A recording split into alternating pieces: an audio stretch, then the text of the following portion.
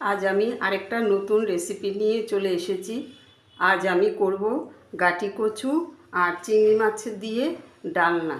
তো আমি সমস্ত সবজি কেটে রেডি করে নিয়ে আমি এসেছি, সেই সাথে চিংড়ি মাছের মধ্যেও নুন হলুদ মেখে রেখেছি।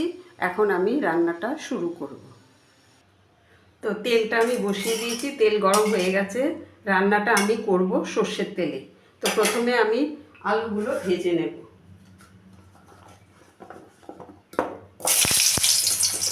আলুটা ভেজে নেব প্রথমে।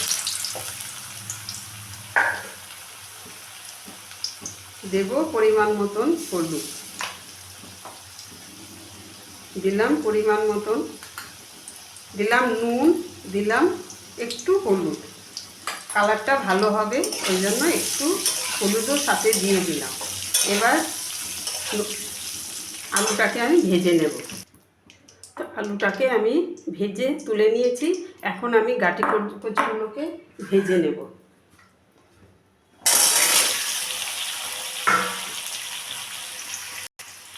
দিলাম নুন, দিলাম হলুদ গুঁড়ো। এবার একটু নেড়ে চেড়ে মিশিয়ে নিয়ে ঢাকা দিয়ে আমি একটু লাল লাল করে ভেজে নেব। তো গাটি কচুটা ভাজা হতে হতে আমি একটা মশলা তৈরি করে নেব। নিয়েছি আমি এখানে একটু জিরে বাটা, দিলাম 2 চামচের মতন ধনের গুঁড়ো, দিলাম 1 চামচ লঙ্কার গুঁড়ো, দিলাম নুন, দিলাম হলুদ গুঁড়ো, আর নিলাম 1 চামচের মতন কাশ্মীরি লঙ্কার গুঁড়ো। এখন আমি এটাকে একটা পেস্ট তৈরি করি। তো গাটি কচু ভেজে তুলে নিলাম। এখন আমি চিংড়ি মাছটাকে ভেজে নেব। তো চিংড়ি মাছটাকেও তেলের মধ্যে ছেড়ে দিলাম, দিয়ে এখন একটু ভেজে দিচ্ছি। তো চিংড়ি মাছটাকেও আমি ভেজে নিলাম। ভেজে আমি সব একসাথে তুলে নিয়েছি। এখন আমি রান্নাটা শুরু করব। ফোড়ন দেব। এখন দিলাম খানিকটা গোটা জিরে, আর আমি যে মশলার পেস্টটা তৈরি করে রেখেছিলাম সেই মশলার পেস্টটাও দিয়ে দিলাম, দিয়ে একটু ভেজে নেব।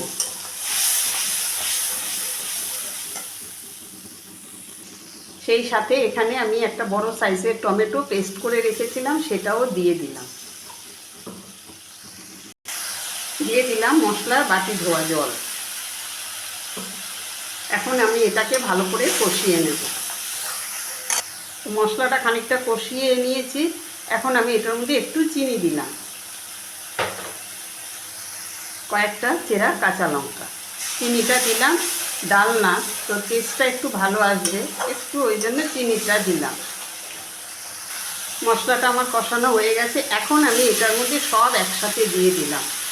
গাটি কচু, আলু, চিংড়ি মাছ সব একসাথে দিয়ে আমি এখন এটাকে আবার একটু কষিয়ে নেব, যাতে মশলার সাথে সমস্ত কিছু একসাথে মিশে যায়। তো সব কিছু মিশিয়ে নিয়ে আবার খানিকক্ষণ কষিয়ে নিয়েছি। এখন আমি এটার মধ্যে দিয়ে দেবো জল। জলটা আমি খুব বেশি পরিমাণে দেব না, একটু গা মাখা রাখবো। তো আপনারা যদি মনে করেন এটা ঝোল খাবেন সেটাও খাওয়া যায়, কিন্তু আমি এটাকে একটু গা মাখাই রাখবো, সেই জন্য আমার পরিমাণ মতন আমি জলটা দিয়ে দিলাম। এখন আমি এটাকে ঢেকে দেব। ঢেকে সেদ্ধ হওয়ার জন্য আমি একটু ঢেকে দিলাম। তো এখন আমি ফিরে এলাম কিছুক্ষণ পরে। এখন আমি দেখব কতটা হলো। তো সব কিছুই একদম ভালোভাবে সেদ্ধ হয়ে গেছে, একদম নরম হয়ে গেছে। এখন আমি এটার মধ্যে মেশাবো সামান্য পরিমাণে একটু গরম মশলার গুঁড়ো দিয়ে দিলাম। তো রান্না আমার কমপ্লিট। এখন আমি এটাকে নামিয়ে নেব। তো গাটি কচু আর চিংড়ি মাছের ডালনা আমার কমপ্লিট, আমি নামিয়েও নিয়েছি।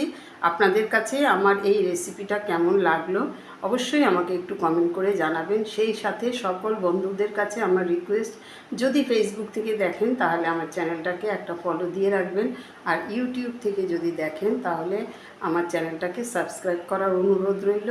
তো নেক্সট রেসিপি নিয়ে আবার আপনাদের সাথে আমার কথা হবে। সবাই ভালো থাকবেন, সুস্থ থাকবেন।